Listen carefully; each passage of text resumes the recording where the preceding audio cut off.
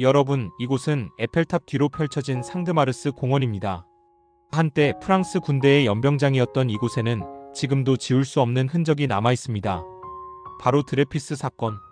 19세기 말 진실이 편견과 확증 편향 앞에 무너지고 한 사람의 삶이 처참히 파괴된 이야기입니다. 그러나 동시에 진실과 정의를 위해 싸웠던 용감한 사람들의 이야기이기도 합니다. 지금부터 그 사건 속으로 들어가 보겠습니다.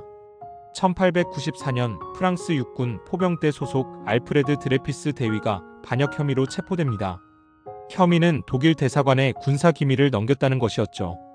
증거라고는 독일 대사관에서 발견된 한 장의 명세서뿐이었습니다. 하지만 필적 대조 결과조차 확실하지 않았습니다.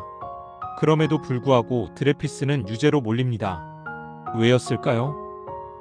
그의 유죄는 증거가 아니라 편견 때문이었습니다. 드레피스는 유대인이었기 때문이죠. 19세기 말 프랑스는 반유대주의 정서가 극심했습니다.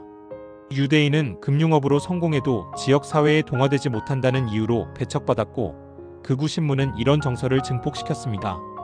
결국 군부는 유대인 장교 드레피스를 희생양 삼아 자신들의 실책을 덮고 국민의 분노를 잠재우려 했습니다.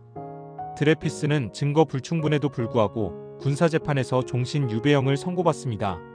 명확한 증거도 없이 언론과 군부, 대중의 편견이 그를 유죄로 만들었습니다.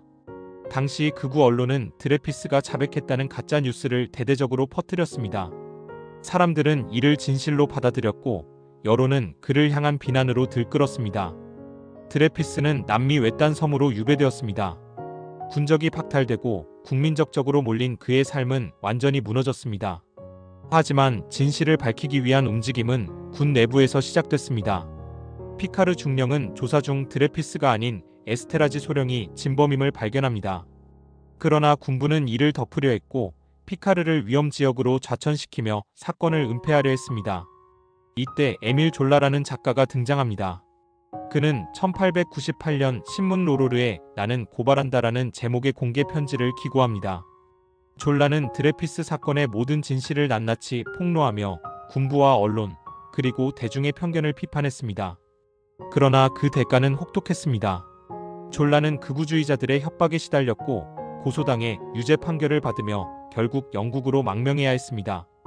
드레피스 사건은 끝날 줄 몰랐습니다. 1899년 새 정권이 들어서면서 군부의 조작이 드러났고 드레피스의 재심이 이루어졌습니다. 하지만 재심에서도 그는 유죄 판결을 받았습니다. 결국 정부는 그를 특별 사면으로 풀어줬지만 이는 그가 여전히 유죄임을 인정하는 처사였습니다. 드레피스는 이에 굴하지 않았습니다. 그는 계속해서 자신의 결백을 주장했고 1904년 결국 완전한 무죄를 선고받았습니다. 드레피스 사건은 우리에게 많은 것을 말해줍니다. 편견과 확증 편향이 진실을 가리고 한 개인의 삶을 파괴할 수 있다는 것을요. 에밀 졸라와 피카르 중령 그리고 드레피스 자신은 진실을 밝히기 위해 자신의 모든 것을 바쳤습니다. 진실이 반드시 승리하는 것은 아닙니다. 하지만 이 사건은 진실과 정의를 위해 싸우는 것이 얼마나 중요한지 보여줍니다. 드레피스 사건은 지금도 많은 교훈을 남깁니다. 우리의 판단이 진실인지 아니면 편견에 기반한 것인지 항상 되돌아봐야 하지 않을까요?